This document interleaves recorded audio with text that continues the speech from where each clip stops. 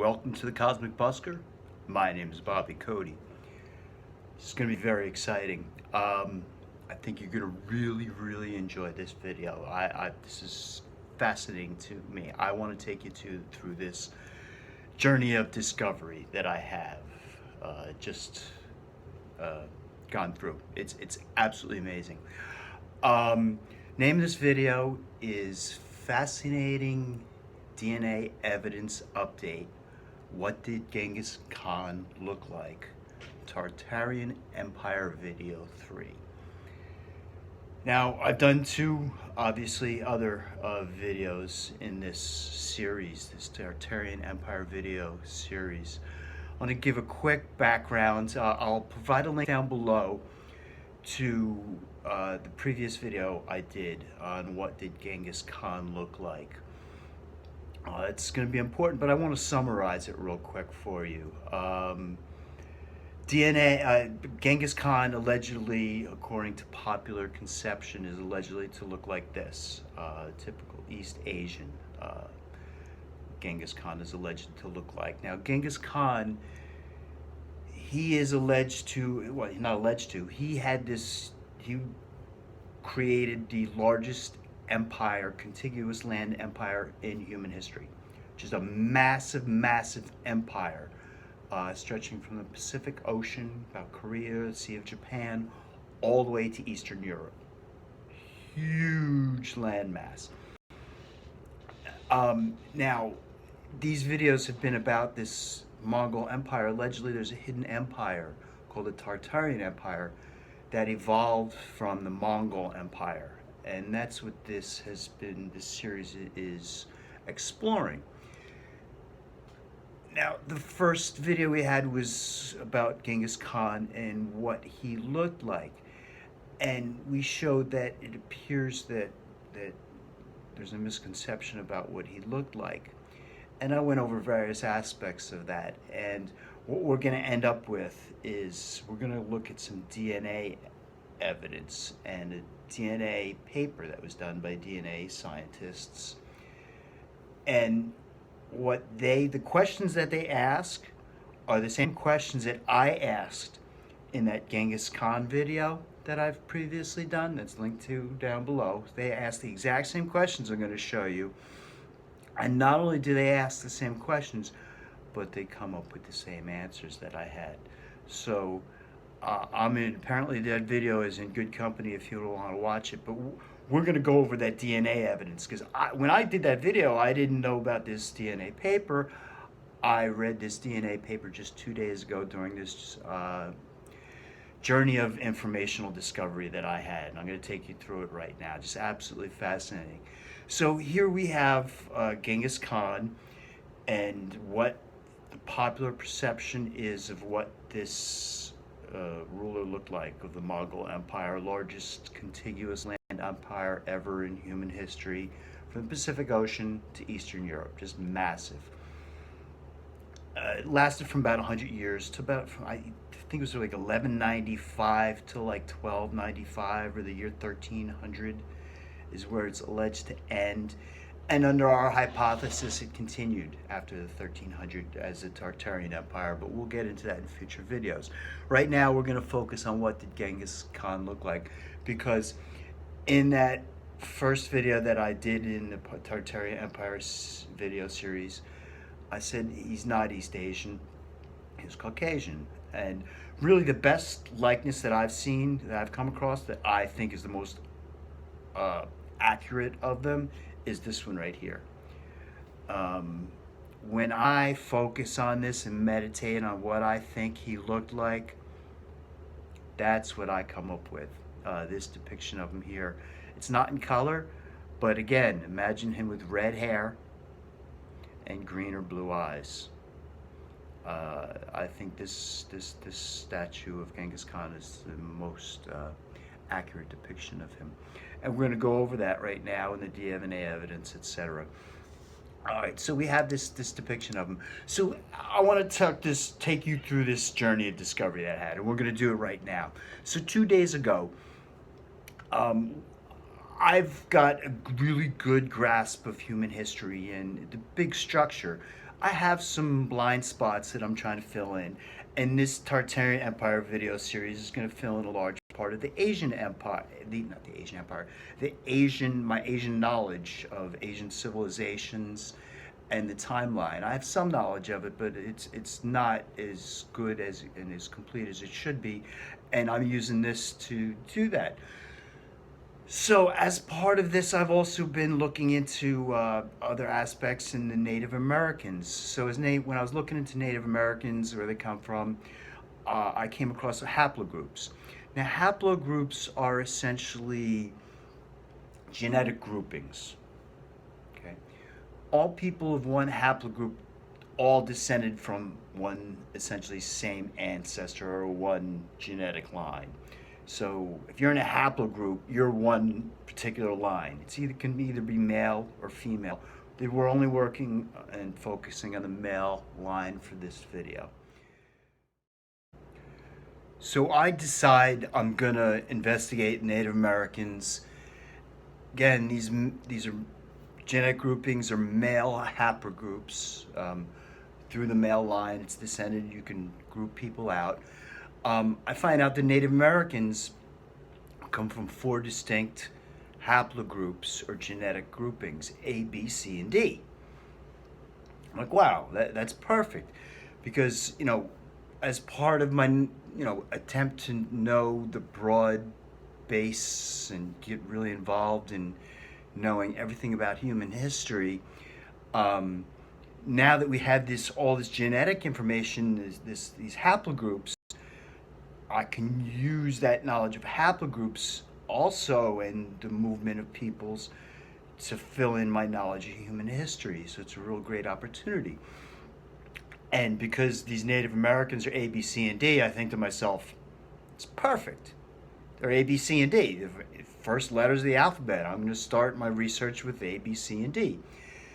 So I start researching haplogroups A, B, C, and D just to get a general sense of what they are. And so that means the Native Americans come from 4 different places all to America. It's not just one, 4 different. And when I say A, B, C, and D, that's the Native Americans of the western coast, of the Pacific coast of America. I didn't research the eastern coast yet. That's the western coast, are all A, B, C, and D haplogroups. So I do all this research, and as I'm doing the research, I'm thinking about Genghis Khan, and I'm thinking that we know about Genghis Khan's DNA because I already know that they know that 2% or 5% or whatever the Earth's population is descended from Genghis Khan. So if they know that, they know what haplogroup Genghis Khan is. I'm wondering what that information is, and I bet you they hide it, and it's not very easy to find, I'm thinking. So I'm later going to have to do some really deep research on that. So I finish up the research on the Native American haplogroups. So then I'm like, I wonder what haplogroup I am. Now, just for this story, for the sake of this story, I'll say I'm mostly Irish. Through my father's line, I'm Irish, and through my mom's line, I'm both Irish and Italian. So I look up the haplogroups for Ireland and Italy, and I found out that Ireland, about 80% of the people in Ireland are haplogroup R1b, B as in Bob, my name. In Italy, it's 40 to 50% are R1b. So I'm like, wow, I'm probably R1b. So let me look up R1b and do a little research on R1b and see what I can find out about R1b. So I go online, go to Wikipedia, and I'm reading up on R1b and all about R1b, and I'm going through all the way down, and it has a listing of historic people. Excuse me, historic people who are R1b. So I click on it to look down. Genghis Khan. I just stumbled across it. I was just blew my mind because I had just been thinking before when researching about haplogroups, I wanted to find out what he was, and it would be so hard to find. And then I researched my own, and boom, I find out he's probably the same one as me, R1b. And then I think, wow, he's R1B. Where do you find R1B in its highest, you know, its highest density? Ireland, in Western Europe. 80% of people in Ireland are R1B. And Genghis Khan is R1B. So he probably, it's strongly suggestive that just like in that video that I had done, Tartarian Empire Video 1, link down below, he had red hair and green or blue eyes. Strongly, doesn't mean he did. As I did research about haplogroups, it said it's not, doesn't, you can be any haplogroup, look like anything, but again, it is strongly suggestive and it supports this evidence that I put forth. So at that point, I'm just, blown away. That's just amazing, that I found this and I just stumbled upon it. It was just absolutely amazing. So then I'm like, all right, let me do the research then. And there's as you can see, there's an 85 there next to the Genghis Khan. I put Genghis Khan up there on the Wikipedia where it says he's R1B. You can see 85, that's the footnote there. Let me click on the footnote and read the DNA article. You can, again, that DNA article from the DNA scientists is down below. You can click and read the whole thing if you want. It's very lengthy.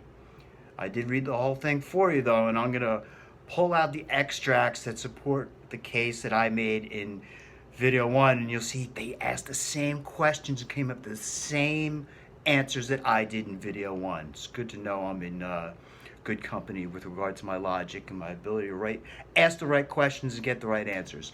So let's see what they had to say. Here it is. I'm going to click next on my hand thing, so we have that up here. This is from the DNA paper, link down below. They say that Persian historian Rashid al-Din reported in his Jamis al-Tarweek, written at the start of the 14th century, that most Borisian ancestors of Genghis Khan were tall, long-bearded, red-haired, and bluish green-eyed, suggesting that the Genghis Khan's male lineage had these features. Okay? So we have, that's the only eyewitness account we have of what Genghis Khan looked like. And it says red hair, green or blue eyes. He also said that Genghis Khan looked just like his ancestors. So not only Genghis Khan, but all his ancestors had this red hair, green or blue eyes. But Kublai Khan, now Kublai Khan is his grandson who ruled China, as we spoke about in that video. His grandson did not inherit his ancestors' red hair, implying that the addition of Mongoloid-specific alleles, and Mongoloid is East Asian, for determining hair color to the genetic makeup of Genghis Khan's Borisian clan was probably from the grandmother or mother of Kublai Khan. That is, the wife or daughter of Genghis Khan. And I'm certain it wasn't the wife. So I'm pretty sure it's Kublai Khan's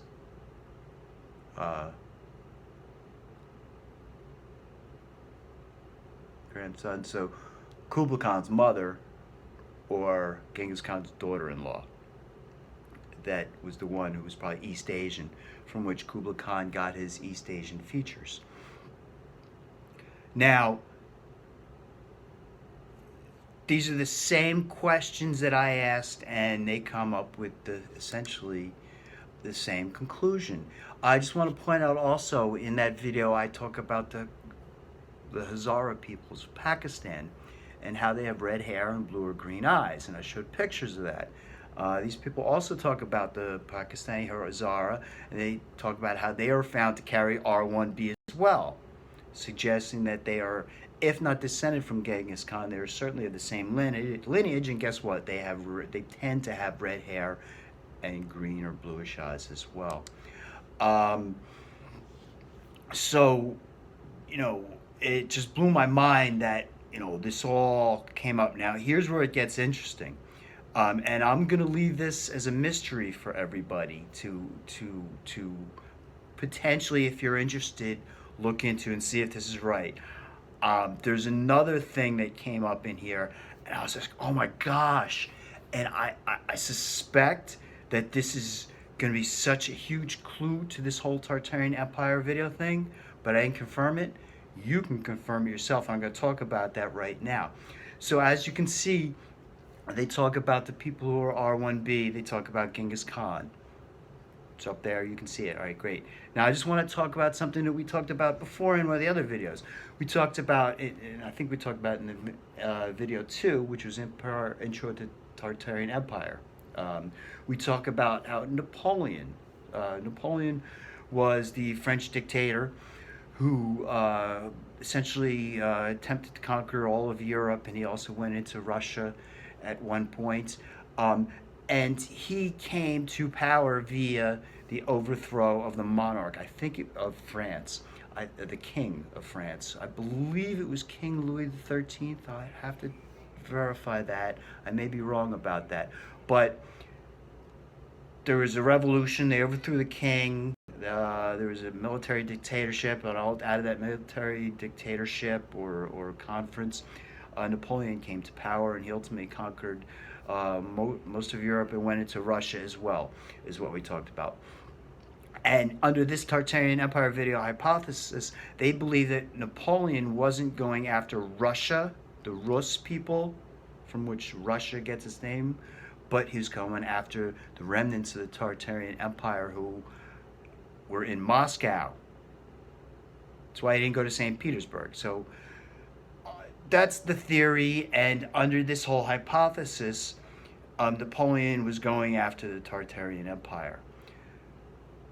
So as I was thinking about this, I was thinking, and I also mentioned how the Khans, Genghis Khan, his descendants were royalty in Central Asia. You could not be a ruler in anywhere in Central Asia unless you had Genghis Khan lineage. It was just the way it was. They were royalty for hundreds of years thereafter. So this is, again, strongly suggestive of a Tartarian Empire, and this family ruled this empire, stretching all over, even just because you couldn't rule without them. That's just the way it was. So I saying, wow, they've got to be, and I said this in the other video as well, that they've got to be tied in with the European royalties. I'm certain they married into European royalty. I'm almost certain. Now, I subsequently found out that they did with Russia and the Tsar. They married into the Tsar's family, and they became part of the Tsar's family. There's no doubt about that. The Genghis Khan descendants did. But as I was looking into all this, and all the stuff I had shown before was French origin, I talk about, I think this is the French language. I think this is the French language. So I started to really get a strong sense that now France was the diplomatic center of Europe. It was the cultural center of Europe.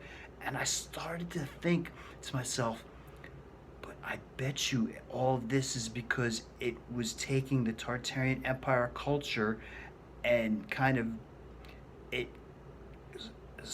acted as a central element of the diffusion of the Tartarian Empire culture, and part of this was because the French royalty was married into or descended from Genghis Khan. And that when they overthrew the French royalty, they overthrew these descendants of Genghis Khan, part of the Tartarian Empire, and then boom, they went into Russia to try to finish them off. Got it?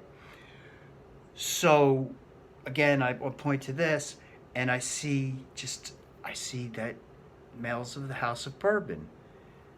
I said to myself, I think the House of Bourbon was the French house or royalty that was from King Louis XIII that the French Revolution overthrew. Which is amazing to me because there it is, the same descendants, and it's right there. I don't know it's the case. I didn't click on it and find out if the House of Bourbon is that family from the French that the revolution overthrew. I left it up in the air. I bet you it is, though. I kept it a mystery for 2 days. So ultimately, I'm going to do some research on the House of Bourbon, but I bet you it is. Even if it's not, though, um, it's been a fascinating journey of discovery, especially when I stumbled on Genghis Khan. So that's just further confirmation. And I just want to end up with this one very important point, that I came at this from historical studies. I